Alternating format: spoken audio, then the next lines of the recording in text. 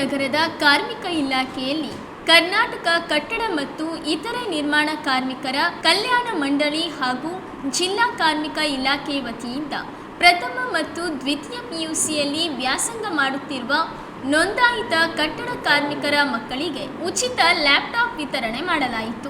ಕಾರ್ಮಿಕರ ಮಕ್ಕಳು ವಿದ್ಯಾಭ್ಯಾಸದಿಂದ ವಂಚಿತರಾಗದೆ ಸಮಾಜದ ಮುಂಚೂಣಿಯಲ್ಲಿ ಧಾವಿಸುವ ನಿಟ್ಟಿನಲ್ಲಿ ರಾಜ್ಯ ಸರ್ಕಾರ ಹಲವಾರು ಸವಲತ್ತುಗಳನ್ನು ಒದಗಿಸಿ ಗುಣಮಟ್ಟದ ಶಿಕ್ಷಣಕ್ಕೆ ಹೆಚ್ಚು ಒತ್ತು ನೀಡುತ್ತಿದೆ ಎಂದು ಶಾಸಕರಾದ ಎಚ್.ಡಿ. ತಮ್ಮಯ್ಯ ಅವರು ತಿಳಿಸಿದರು. ನಿಮ್ಮ ಮಕ್ಕಳು MBBS ಓದಲಿ, BE ಓದಲಿ, B.Ed ಓದಲಿ, LLB ಮಾಡಲಿ, ಎಲ್ಲರಿಗೂ ಅಪ್ ಟು 10,000 ಇದೆ. ಅಂದರೆ ಪ್ರತಿ ವರ್ಷ ವೈದ್ಯಕೀಯ ಅಂದರೆ ನಿಮ್ಮ ಮಕ್ಕಳು ಯಾರನ್ನ MBBS ಓದ್ತಿದ್ರೆ 10,000ವರೆಗೂ ಆ ಥರ ಸೌಲಭ್ಯ ನಮ್ಮ ಬೋರ್ಡಿಂದ ಸಿಗ್ತಾ ಇದೆ.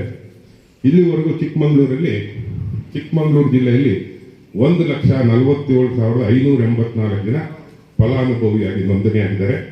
ಅದರಲ್ಲಿ ಚಿಕ್ಕಮಗಳೂರು ತಾಲೂಕಿಗೆ ಸಂಬಂಧಪಟ್ಟಂಗೆ 42,326 ಜನ ಫಲಾನುಭವಿಗಳಾಗಿ ನೋಂದಣಿಯಾಗಿದ್ದಾರೆ.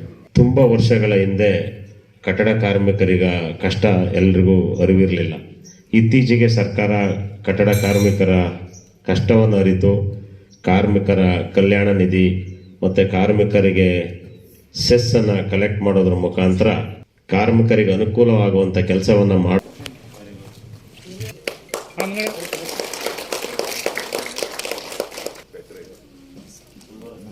ಧನ್ಯವಾದಗಳು ಸರ್.